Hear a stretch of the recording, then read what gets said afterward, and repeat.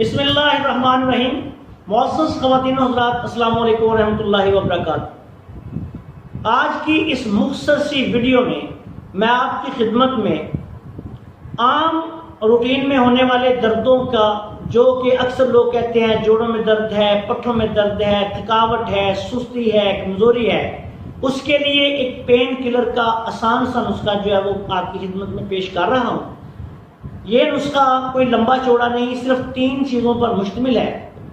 اس کو آپ وقتی طور پہ بھی استعمال کر سکتے ہیں، اور پرانے جو مریض ہیں وہ اس کو کچھ عرصہ مسلسل بھی استعمال کر سکتے ہیں۔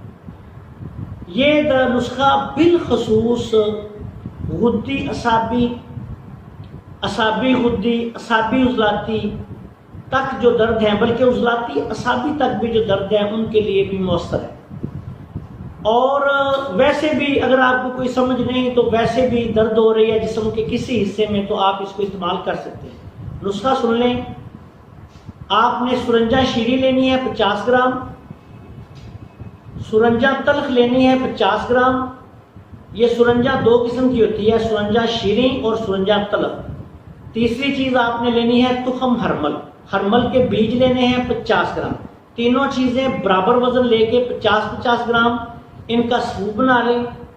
1 سے 2 گرام جو ہے یہ دن میں 3 دفعہ کھانا کھانے کے بعد دودھ پتی کے ساتھ آپ استعمال کریں۔ ہر قسم کے دردوں کے لیے، بالخصوص جو دردیں اعصابی مزاج میں ہوتی ہیں ان کے لیے بہت اعلیٰ دوا ہے۔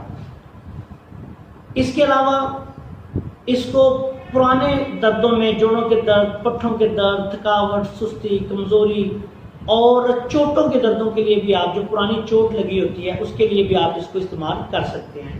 ایسے مریض جن کو زیادہ مسئلہ ہے وہ 15 دن سے لے کے 1 ماہ تک کھانے کے بعد 1 سے 2 گرام دن میں 3 دفعہ اپنی برداشت کے مطابق استعمال کریں۔ دودھ پتی کے ساتھ استعمال کر لیں۔ تھوڑا سا دودھ، جن کو تذابیت وغیرہ ہوتی ہو وہ دودھ کے ساتھ استعمال کر سکتے ہیں۔ اگر یہ دودھ اور پتی میسر نہیں تو پھر پانی کے ساتھ بھی آپ اس کو استعمال کر سکتے ہیں۔ اس دعا کے استعمال سے انشاءاللہ تعالیٰ فوری فاقہ ہوگا۔